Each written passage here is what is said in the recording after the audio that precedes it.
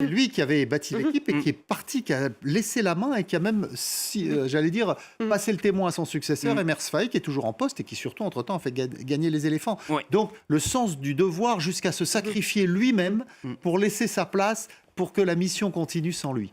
Donc oui, c'était vraiment un chic type, quelqu'un de très dévoué, de passionné. Son père avait contribué à la création du club de Montpellier, puisque Bernard Gasset était le grand copain de le Loulou Nicolin, le président historique de Montpellier.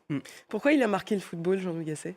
Il a marqué parce qu'il a su prouver à travers toutes ces années qu'on pouvait rester humain, proche des joueurs, à l'heure où il y a tellement de coachs qui débarquent avec de la technologie, des adjoints, des préparateurs physiques, des préparateurs mentaux. Lui, il est resté dans l'humain. Et je pense que c'est ça qui, quelque part, rehausse son héritage, c'est que la relation humaine entre l'entraîneur et les joueurs, elle doit toujours être primordiale sur toutes les machines. Vous êtes d'accord, Karim?